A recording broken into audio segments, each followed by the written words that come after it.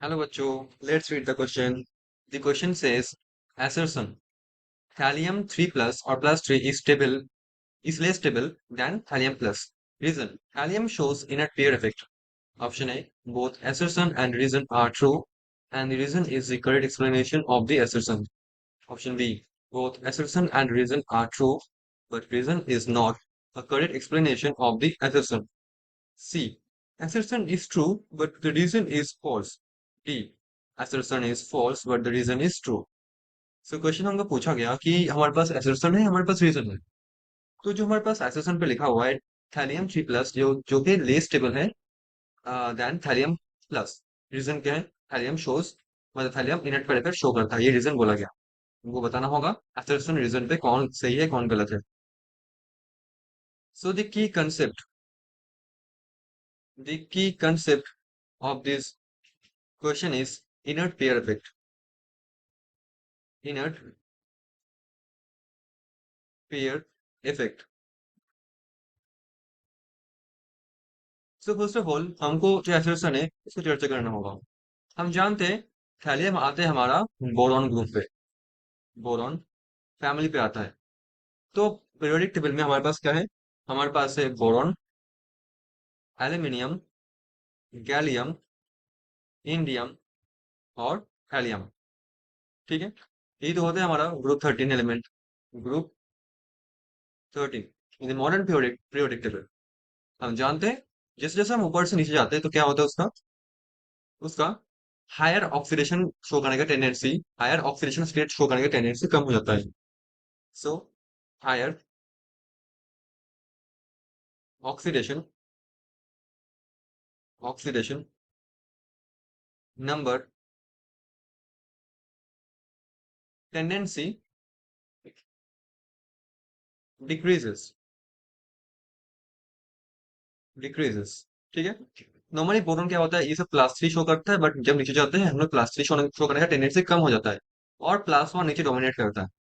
तो जो देखो हमारे पास जो लिखा हुआ है कि थैलियम 3 प्लस, देखो तो क्या हुआ हमारे पास थैलियम एक तो वन पे है प्लस वन, और एक थैलियम प्लस थ्री में है।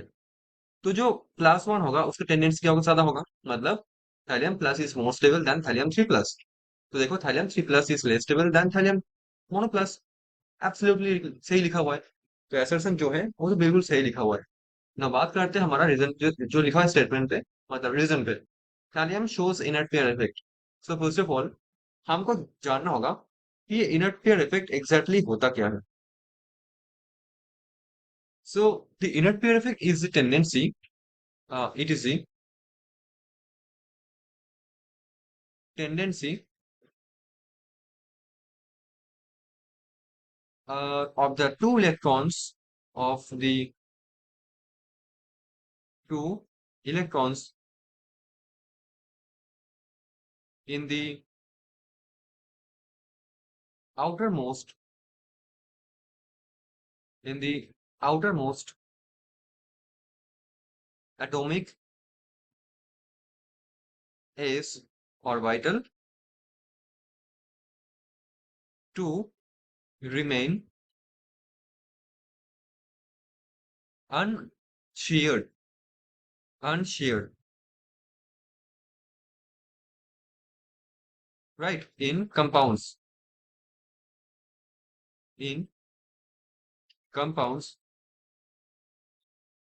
of post transition metals, of post transition metals, even though I can say that जो मेन ग्रुप एलिमेंट होता है जैसे कि थैलियम, इसमें भी शो करता है। Not only post transition elements, जो हाईवियर एलिमेंट्स जो हाई कंज्यूमर एलिमेंट होता है, हेवी एलिमेंट्स का इसमें शो होता है। सो जो ये जो एस ऑर्बिटल होता है वो क्या करता है, हमारा अनशियर रहता है, बॉन्डिंग पे पार्टिसिपेट नहीं करता। तो ये जो हमारे पास थैलियम है, फर्स्ट ऑफ ऑल हमको थैलियम का इलेक्ट्रॉन कन्फिगरेशन देखना हो। So what is the electronic configuration of thallium, वो हमको चर्चा करना होगा। सो थैलियम का है हमारा xenon 4f14, 5d10, 6s2, 6p1। अब देखो हमारे पास क्या है एग्जैक्टली, पे 4f ऑर्बिटल है, यहाँ पे 5d है।